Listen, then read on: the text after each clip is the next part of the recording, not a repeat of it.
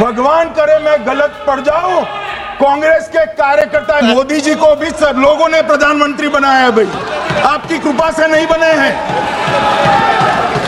अरे इस देश का प्रधानमंत्री आरएसएस की विचारधारा वाला है,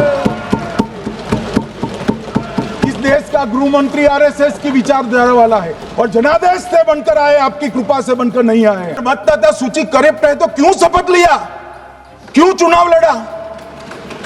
अब बताइए देश की जनता को। जज के खिलाफ इंपीचमेंट लेकर आते हैं, अपनी वोट बैंक को एड्रेस करने के लिए इंपीचमेंट लेकर आते हैं। माननीय 2009 का चुनाव हुआ, पूरा ईवीएम से हुआ, ये जीत गए, चुप्पी साध ली। 2014 में सब हम जीते तो कौ कौ कौ कौ कौ कौ कौ कौ कौ कौ चालू कर दी। 1969 में देश का राष्ट्रपति का चुनाव हुआ, 1969 में इंदिरा जी अपनी पार्टी के अंदर ही संघर्ष करती थी। पार्लियामेंट्री बोर्ड ने राष्ट्रपति के चुनाव के प्रतिनिधि के रूप में कांग्रेस पार्टी का अधिकृत उम्मीदवार बनाया श्री संजीव रेड्डी को, और इंदिरा जी ने प्रधानमंत्री रहते हुए, यार कांग्रेस पार्टी तुझे टिकट तो देती नहीं है मान्यवर, बनाया तो लोकतंत्र ने बनाया, तो जो समय का केस था वो बताया है, आगे का बताया। तो मोदी जी को भी सब लोगों ने प्रधानमंत्री बनाया है भाई, आपकी कृपा से नहीं बने हैं। मान्यवर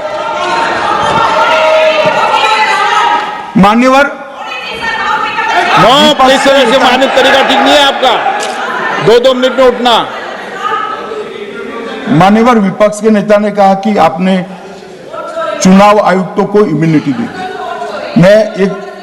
इनका आरोप सत्य नहीं है, मैं इसकी बात बाद में करता हूं, परंतु हमने तो चलो मानो चुनाव आयुक्त को इम्यूनिटी दी, श्रीमती गांधी ने तो अपने आप को इम्यूनिटी दी। और फिर जब ये संवैधानिक सुधार के वायरस चैलेंज हुए तो वो केस जीतने के लिए 2, 3 और 4 नंबर के सर्वोच्च न्यायालय के जज को बाईपास कर चौथे नंबर के जज को चीफ जस्टिस बनाया और वहां केस भी जीत लिया। और मान्यवर ये तो इतिहास है, कौन झुठला सकता है? इनको कोई पढ़ाता नहीं है इतिहास, ये तो इतिहास है, सर्वोच्च अदालत और संसद के रिकॉर्ड में रखा हुआ इतिहास है। इसके खिलाफ लल्लन सिंह जैसे कितने लोग पूरा जीवन लड़े बिहार में इमरजेंसी के खिलाफ, जेल में गए, लाखों लोग गए। और तीसरी वोट चोरी कहना चाहता हूं, तीसरी वोट चोरी का प्रकार मैंने बताया था कि योग्यता नहीं है और मतदाता बन जाना। अभी एक वाद पहुंचा है, वाद मतलब डिस्प्यूट पहुंचा है दिल्ली की सिविल अदालत में। उसमें डिस्प्यूट ये है कि सोनिया गांधी जी इस देश की नागरिक बनने से पहले मतदाता बने।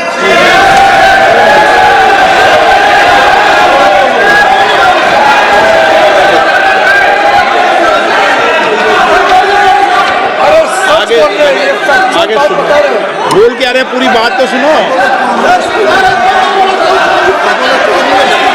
मान्यवर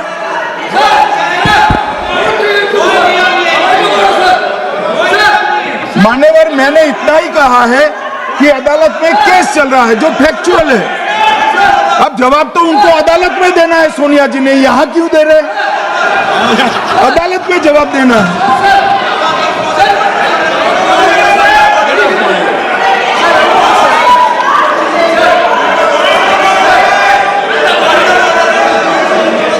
बीच के भाषण में पॉइंट ऑफ ऑर्डर नहीं होता। नहीं है सर, मुझे याद है जो माननीय सदस्य नहीं है, ये 352 ये रहा, 352 टेबल पे रहता है, मुझे वहां याद है 352। Home Minister is speaking about an issue which is pending in the court. Actually, what happens here? Rosavin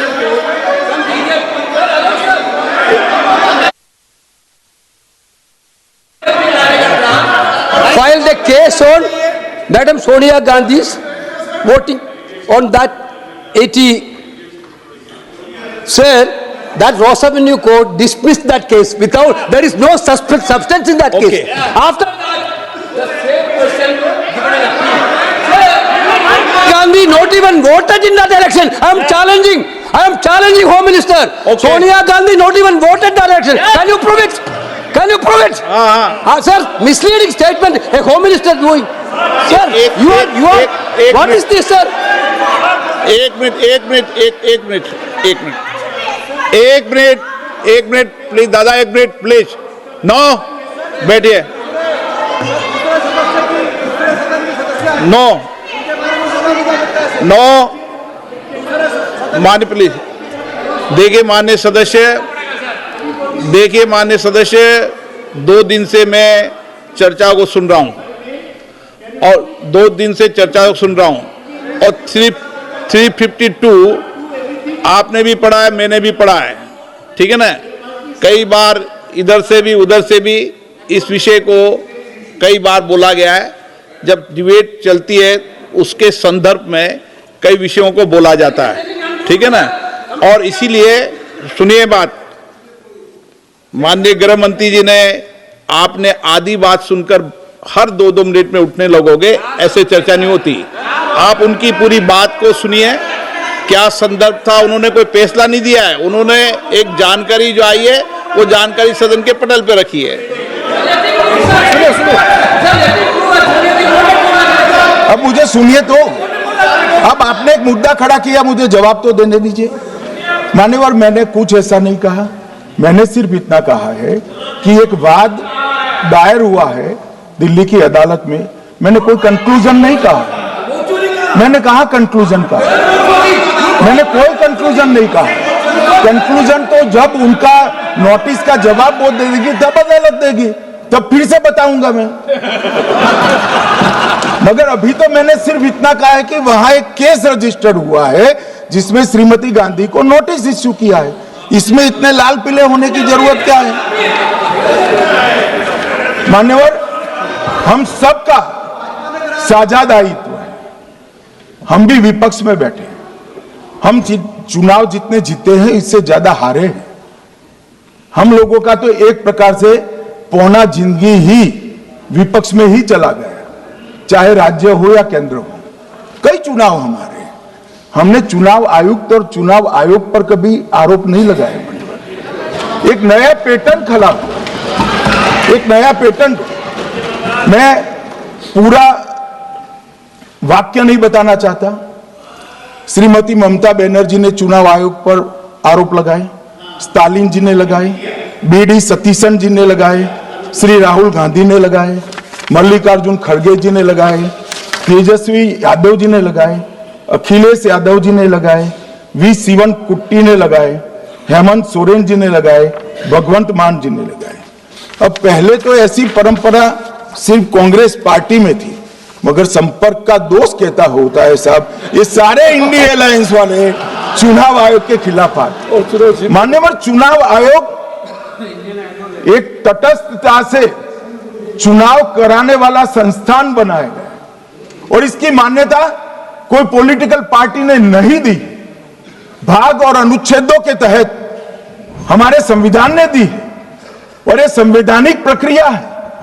इस संवैधानिक प्रक्रिया पर सवाल खड़े कर कर, अनर्गल आरोप कर कर आप पूरे चुनाव आयोग की एक प्रकार से पूरे दुनिया में इसकी छवि को धूमिल करने का काम कर रहे हैं। आपको लगता है कि आप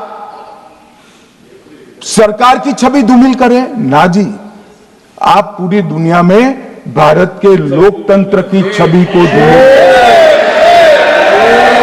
मान्यवर, सरकार का तो इतना ही सवाल है, मान्यवर सरकार का तो इतना ही सवाल है कि भारत के मतदाता क्या सोचेंगे। मगर मतदाता का सोचने का सवाल नहीं है। मतदाता को तो मालूम है कि हमने तो वोट दिया है इसलिए चुनकर आए हैं, तो उसके मन में कोई डाउट नहीं है। ये वोट चोरी करते रहे, घुसपैठिया बचाओ यात्रा निकाली और बिहार में 2/3 बहुमत से हम जीत गए। मान्यवर, ये जो नई परंपरा शुरू हुई कि देश के अंदर चुनाव न जीते तो चुनाव आयोग को बदनाम करो, चुनाव प्रक्रिया को बदनाम करो, मतदाता सूची को बदनाम करो, ये हमारे लोकतंत्र का भला नहीं करेगी। यही आयुक्त के तहत, यही सरकार के होते हुए आप कई चुनाव जीते। हम कुछ नहीं बोले, हम पार्टी में बैठकर इसकी मीमांसा की, मगर ये लोग चुनाव आयोग पर। प्लीज नो, आप बैठिए, आप ठीक है बैठिए। माननीय सदस्य प्लीज प्लीज। मान्यवर, मैं थोड़ी स्पष्टता के लिए आंकड़ा देना चाहता हूं। मई 14 में श्रीमान नरेंद्र मोदी इस देश के प्रधानमंत्री बने, तब से उनको आपत्ति है। तो एनडीए क्या क्या जीती? 3 लोकसभा चुनाव हम जीते, 41 राज्यों के विधानसभा चुनाव जीते, तो हम 44 विधानसभा टोटल चुनाव जीते हैं 2024 से 25 तक। मगर वो भी 30 चुनाव जीते हैं अलग अलग विधानसभा में, 30 जगह पे। अगर मतदाता सूची करेक्ट है तो क्यों शपथ लिया, क्यों चुनाव लड़ा? आप बताइए देश की जनता को। आप लोग यहाँ कैसे पहुंचे? श्री राहुल गांधी जहां से चुनकर आए थे, वो वायनाड की मतदाता सूची में भी मेरी पार्टी ने प्रेस कॉन्फ्रेंस कर इसी प्रकार की डिस्क्रिपेंसी को बताया है। इसका जवाब नहीं देते। हमने अमेठी का भी बताया है, इसका जवाब नहीं देते हैं। मान्यवर, ये चुनाव की मतदाता सूची में जो थोड़ी बहुत गलतियां हैं, उसको वो लोग मुद्दा बनाते हैं चुनाव हारने का। चुनाव हारने का कारण है नहीं, मैं अंत में बताऊंगा क्यों हारते हो चुनाव, मैं बताऊंगा मान्यवर अंत। परंतु फिर भी चलो मान ले कि मतदाता सूची ठीक नहीं है, तो गहन पुनर्निरीक्षण का मतलब ही यह है कि मतदाता सूची को सुधारने की प्रक्रिया। अब इसमें आपके बीएलए सहयोग नहीं करते हैं, आप उसका बहिष्कार का ऐलान करते हो, आपकी राज्य सरकारें जहां है वो मदद कम करती है, तो कैसे मतदाता सूची का शुद्धिकरण होगा? जो आपकी डिमांड है वो ही चुनाव आयोग कर रहा है। आपकी डिमांड है कि मतदाता सूची ठीक हो, वो चुनाव आयोग कर रहा है। मगर हुआ क्या है मान्यवर मालूम है? इनको अब अगर प्रेस में कोई पत्रकार उनको पसंद ना आए ऐसा सवाल पूछते हैं तो तुम बीजेपी के एजेंट हो ऐसा कहते हैं।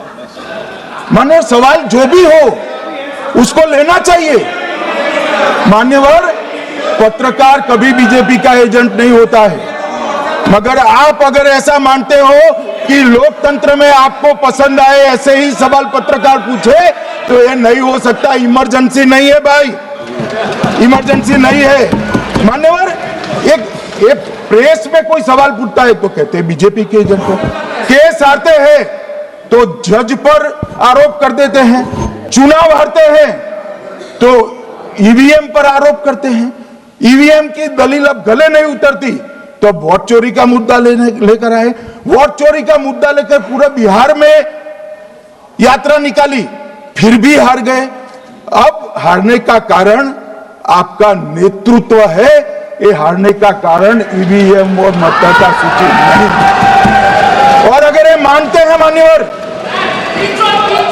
अगर ये मानते हैं कि इनको कोई पूछने वाला नहीं है, भगवान करे मैं गलत पड़ जाऊं, कांग्रेस के कार्यकर्ता इनका हिसाब मांगेंगे। एक दिन कांग्रेस के कार्यकर्ता इनका हिसाब मांगेंगे कि इतने चुनाव कैसे हार गए। मान्यवर, कोई जज आजादी के इतने साल में नहीं हुआ है मान्यवर कि कोई जज एक जजमेंट दे तो जज के खिलाफ इंपीचमेंट लेकर आते हैं। अपनी वोट बैंक को एड्रेस करने के लिए इंपीचमेंट लेकर आते हैं मान्यवर। और ये सारे ने तो साइन कर दिया, साथ ही साथ उद्धव जी ने भी साइन कर दिया। उद्धव जी, जजमेंट क्या है? एक पहाड़ी पर मान्यता है कि यहां सबसे ऊपर दिया जलाया जाए। मान्यवर, ये वोट बैंक को संभालने के लिए एक हाईकोर्ट के जज के सामने इंपीचमेंट लेकर आए हैं। देश की जनता उनको मदद नहीं करे।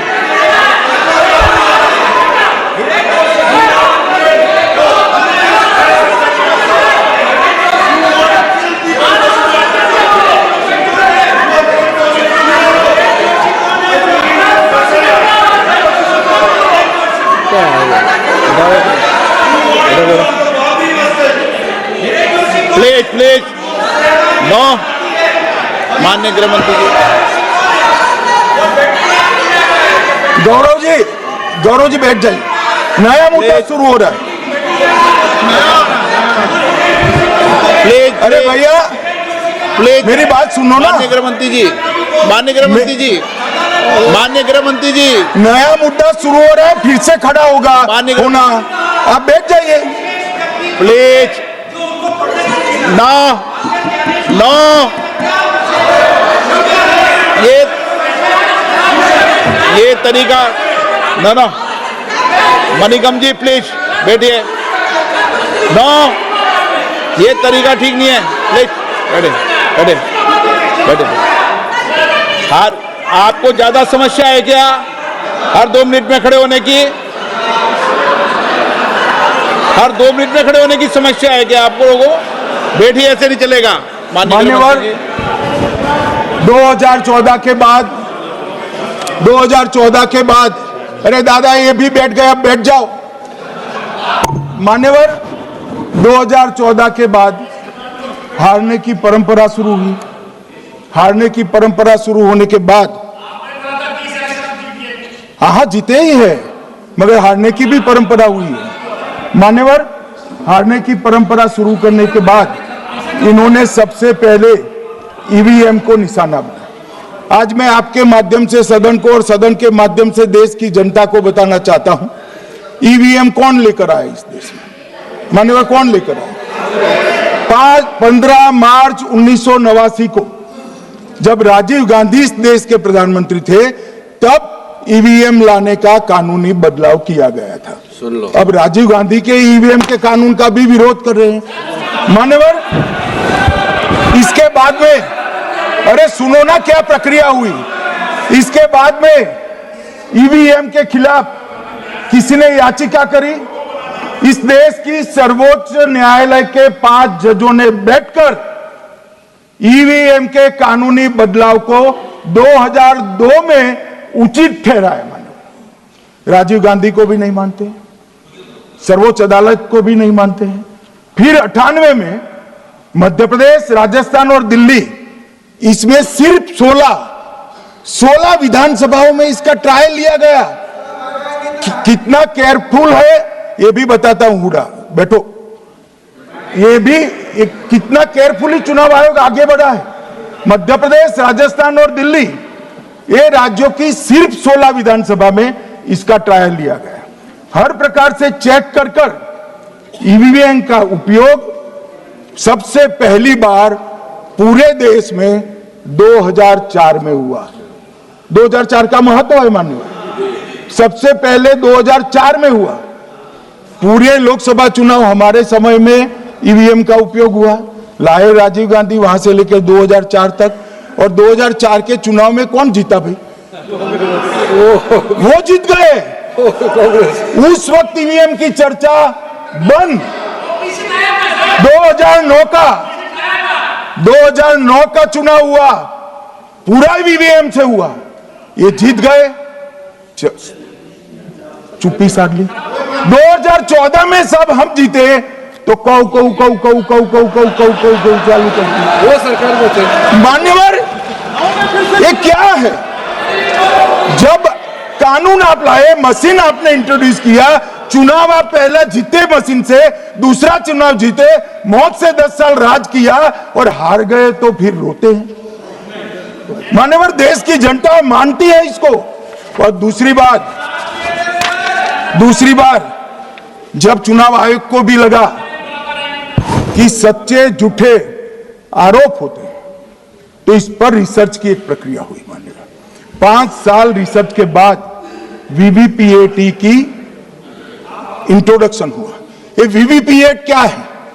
मैं जब वोट दबाता हूं तो समझ गए दादा, धन्यवाद। मान्यवर मैं जब वोट दबाता हूं तो मैंने कमल के निशान पर वोट दबाया, तो पास में एक पर्ची निकलती है कि आपका वोट कमल के निशान पर रजिस्टर हो गया है। फिर भी आरोप हुए कि पर्ची और ये 2 अलग होते हैं। तो चुनाव आयोग ने निर्णय किया कि 5% ईवीएम और वीवीपैट के परिणाम कंपेयर होंगे तो मशीन खुला, इसमें 396 वोट मिले, तो वीवीपैट में कितने वोट मिले, तो 396 है या नहीं है, ये 5% मशीनों में मिलता है। मान्यवर, मैं आंकड़े लेकर आया हूं चुनाव आयोग को पूछकर आज कि कितने वीवीपैट और मशीन का मिलान नहीं हुआ। आज तक 16,000 मशीन और वीवीपैट का मिलान हुआ है, एक भी वोट का बदलाव नहीं। और ये जब मतगणना होती है तब उनके पोलिंग एजेंट बैठते हैं मान्यवर, परिणाम पर वो साइन करते हैं, दोनों प्रकार के मशीन के और वीवीपैट के परिणाम पर भी साइन करते हैं मान्यवर। और ये इस पर आरोप लगा रहे हैं मान्यवर। अब ये कह रहे हैं कि उस वक्त वाईफाई नहीं थी। सबसे पहली बात, 2004 में वाईफाई आ चुकी थी, मगर फिर भी चलो मान लो, आरोप लगाते गए। ईसीआई ने 2009 में एक छेड़छाड़ के आरोप पर भाग लेने के लिए 10 राज्यों में 100 ईवीएम लगाई गई। सब लोगों ने प्रयास किया, 2009 में कोई छेड़छाड़ नहीं कर पाए, फिर भी आरोप लगाए। तो 2017 में इलेक्शन कमीशन ने जून 2017 में 3 दिन तक ईवीएम इलेक्शन कमीशन की ऑफिस में रखे कि कोई भी पार्टी आकर, कोई भी टेक्नोक्रेट आकर, कोई भी साइंटिस्ट आकर ईवीएम को हैक कर बता दे। ये तो गए ही नहीं, ये नहीं गए मान्यवर। ये सिर्फ प्रेस में आरोप करते, ना अदालत में जाते हैं, ना चुनाव आयोग के पर जाते मान्यवर, मगर एक्सपर्ट भी नहीं गए। आप कोई एक्सपर्ट भेज देते भैया, एक्सपर्ट भी नहीं भेजा। और मान्यवर 2017 में फिर चुनाव आयोग इस निर्णय पर पहुंचा कि आने वाले सब चुनाव ईवीएम से होते हैं। अब चुनाव आयोग ने तो निर्णय कर दिया, मगर मैं भी साहब थोड़ा ज्यादा सोचता हूं। तो मैंने सोचा ये चुनाव आयोग कहता है कुछ नहीं हो रहा है, कुछ नहीं हो रहा है, तो ये लोग आरोप क्यों लगा?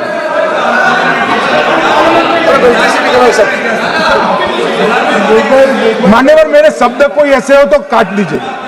काट दिया। राहुल जी, मान्यवर, मैंने सोचा कि भाई कुछ गलती नहीं है, मान्यवर कोई गलती नहीं है, तो ये लोग विरोध क्यों कर रहे हैं? फिर मुझे याद आया कि मान्यवर जब इनके जमाने में चुनाव होते थे, बिहार और यूपी में सरकारें बनाती होती थी, पूरे के पूरे वोट के बक्से हाईजैक कर लिए जाते। ईवीएम आने से ये बंद हो गया, ईवीएम आने से बंद हो गया। और मान्यवर चुनाव की चोरी बंद हुई है, इसलिए पेट में दर्द हो रहा है। ईवीएम का दोष नहीं है, चुनाव जीतने का तरीका जनादेश नहीं था, करप्ट प्रैक्टिसेस थी, इसके कारण चुनाव जीतते थे। अब आज ये पूरे एक्सपोज हो चुके हैं। जब जनादेश पर चुनाव होता है तो आप जीत सकते हो, जीतो, स्वागत है उसका, मगर जब हारते हो तो अन्य कारण बताना, जैसे पहले मैंने कहा, ऐसा बताना ये ठीक नहीं है। मान्यवर, कल मैंने लीडर ऑपोजिशन का भाषण स्वयं यहां बैठकर सुना है। पूरा भाषण उनका धागों में उलझ गया, थ्रेड्स में उलझ गया। मान्यवर, ये कहते हैं पीएम का शेड्यूल देखकर चुनाव आयोग चुनाव तय करता है। मेरा सभी सांसद महोदय से करबद्ध निवेदन है कि चुनाव होने के पहले के 1 महीने पीएम का शेड्यूल, और पीएम को लगभग 24 और 16 कितना होता है, 40 महीना हो गया। इसमें से किसी भी 1 महीने का शेड्यूल दिखाओ। पीएम की गति ही इतनी है, कोई भी महीना उठाओगे तो इतने ही प्रवास करते हैं। मानवर, इसको चुनाव का कोई लेन देन नहीं है। हमारे प्रधानमंत्री जनसंपर्क में आजादी के बाद सबसे ज्यादा प्रवास करने वाला प्रधानमंत्री, और मैं जानता हूं साहब मैं जानता हूं नरेंद्र मोदी जी को, 2001 से मैं बता सकता हूं, एक भी दिन की छुट्टी नहीं, एक भी वैकेशन नहीं, लगातार जनता का काम करना। मैंने कभी नहीं देखा उनको वैकेशन में। कई बार इनका अनुकरण करने का प्रयास करते हैं तो बीपी बढ़ जाता है। इतना ये फिर रुक जाएंगे फिर। मान्यवर, ये पूरी चर्चा चुनाव सुधार पर थी। मैंने आज ये भी जांच करा,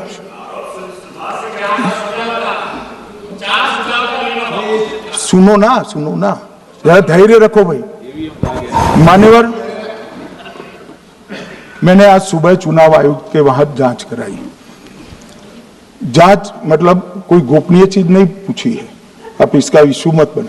मैंने ये पूछा कि चुनाव सुधार के लिए मई 2014 के बाद कौन सी पार्टी से कितने आवेदन आपको मिले, क्योंकि चुनाव सुधार जो करना है इसकी प्रक्रिया क्या है। मान्यवर, चुनाव सुधार सभी राजनीतिक दलों के साथ चर्चा कर चुनाव आयोग भारत सरकार के विधि मंत्रालय को भेजता है और विधि मंत्रालय इसका कानून बनाकर संसद के सामने रखता है। ये प्रक्रिया है।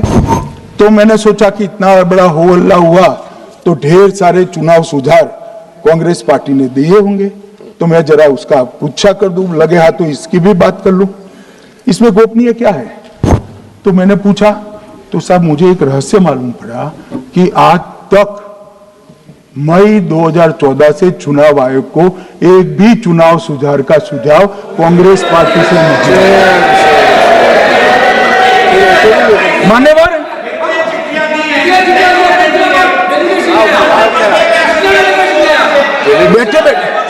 मैं बताता हूं कि सारी संवैधानिक संस्थाएं आपने करप्ट कर दी। मैंने पूरा बताया कि चुनाव आयोग की नियुक्ति के पहले क्या नियम थे। उन्होंने कहा कि महत्वपूर्ण पद पर आरएसएस की विचारधारा के लोग रख दिए जाते हैं, तो इसमें क्या आपत्ति है भाई? क्या इस देश में कोई कानून बना है कि आरएसएस की विचारधारा वाले हैं उनको कोई महत्वपूर्ण? अरे इस देश का प्रधानमंत्री आरएसएस की विचारधारा वाला है,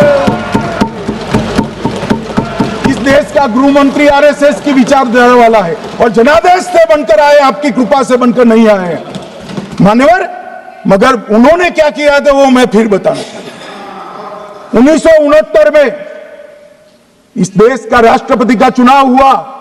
1969 में इंदिरा जी अपनी पार्टी के अंदर ही संघर्ष करती थी। पार्लियामेंट्री बोर्ड ने राष्ट्रपति के चुनाव के प्रतिनिधि के रूप में कांग्रेस पार्टी का अधिकृत उम्मीदवार बनाया श्री संजीव रेड्डी को, और इंदिरा जी ने प्रधानमंत्री रहते हुए अपने पार्टी के मैंडेट को ही डिफाई कर कहा कि राष्ट्रपति का चुनाव में वोटिंग अंतर आत्मा की आवाज से करनी चाहिए, और उन्होंने श्री वीवी गिरी को प्रत्याशी बनाया मान्यवर। और फिर हुआ क्या? अल्पमत में थी वो, संजीव रेड्डी जी के वोट ज्यादा थे। जीतने के लिए उन्होंने कम्युनिस्टों से समाधान किया और इस देश की सारे संस्थान पर, शिक्षा संस्थान पर, महत्वपूर्ण संवैधानिक पद पर कम्युनिस्टों को बिठाने का काम इंदिरा गांधी जी ने, और वहीं से इस देश के विमर्श को बदलने का काम किया है, वहीं से किया है। वामपंथी विचारधारा इस देश के प्रकृति को, इस देश के स्वभाव को, इस देश की जनता को स्वीकार्य नहीं है, और इसीलिए वामपंथी लुप्त हो गए मान्यवर। उन्होंने इस देश के युवा धन को वामपंथी विचारधारा पर डाइवर्ट करने का काम किया है, जो 2014 से फिर से नरेंद्र मोदी जी ने इसको एक अच्छी तरीके से, लोकतांत्रिक तरीके से परिष्कृत करने का काम कर रहे हैं मान्यवर। और ये कह रहे हैं कि आरएसएस के विचारधारा वालों को रखते हैं। कोई ऐसा कानून नहीं है मान्यवर कि आरएसएस की विचारधारा वाला व्यक्ति कोई, आरएसएस की विचारधारा क्या है? देश के लिए मरना ही आरएसएस की विचारधारा। देश को समृद्धि के परम शिखर पर ले जाना ही आरएसएस की विचारधारा है। देश की संस्कृति का झंडा बुलंद करना ही आरएसएस की विचारधारा। ये क्या समझाते हैं? हम ऐसे मान लेंगे? हम नहीं डरते साहब किसी से, हम नहीं डरते। मैं मेरी ही बात करता हूं। मैं तो 10 साल का था और नारे लगाता था, आसाम की गलियां सुनी है, इंदिरा गांधी खूनी है। हम तो वहां से लड़ते लड़ते आए हैं, हम नहीं डरते मान्यवर। और मान्यवर, इन्होंने कहा कि वोट चोरी से जीतते हैं, वोट चोरी से नहीं जीते हैं। आपने सर्जिकल स्ट्राइक का विरोध किया, इसलिए हम जीते। आपने एयर स्ट्राइक का विरोध किया, इसलिए जीते हैं। आपने 370 हटाने का विरोध किया, इसलिए जीते हैं। आपने राम मंदिर बनाने का विरोध किया, इसलिए जीते हैं। आपने घुसपैठियों को हटाने का विरोध किया, इसलिए जीते हैं। आपने सीएए का विरोध किया, इसलिए हम जीते हैं। आपने ट्रिपल तलाक हटाने का विरोध किया, इसलिए जीते हैं। और आप 1 नेशन 1 इलेक्शन का विरोध कर रहे हो, इसलिए हम फिर से जीते हैं। माने 60 करोड़ गरीबों के घर में इस देश के प्रधानमंत्री जी ने घर पहुंचाया, गैस पहुंचाया, पानी पहुंचाया, शौचालय पहुंचाया, 5 किलो अनाज मुफ्त पहुंचाया और 5 लाख तक की दवाइयां मुफ्त कर दी। क्या समझते हैं कि वोट चोरी कर जीते हैं? इस देश के इंफ्रास्ट्रक्चर को 40 साल देख लीजिए और हमारे 11 साल देख लीजिए, इंफ्रास्ट्रक्चर को 3 गुना बढ़ाने का काम हमारे प्रधानमंत्री नरेंद्र मोदी। और इसलिए जनता हमें जिताती है। और मैं तो अभी भी कहना चाहता हूं, चले गए हैं मान्यवर, मैं अभी भी कहना चाहता हूं, यार कांग्रेस पार्टी तुझे टिकट तो देती नहीं है मान्यवर। मैं अभी भी कहना चाहता हूं, एसआईआर का विरोध करोगे तो बिहार की जगह बंगाल और तमिलनाडु में भी साफ। मान्यवर, इस 140 करोड़ की जनता का जनादेश ईश्वर का आदेश होता है। हमारे यहां तो कहते हैं ना कि जनता ही जनार्दन होती है। तो जनता का फैसला श्री कृष्ण का फैसला होता है, जनार्दन का फैसला। और वो जनता के फैसले को ये लोग वोट चोरी इस तरह की भाषा का प्रयोग करते हैं। जनता देख रही है, जनता आंख मूंद कर नहीं बैठी।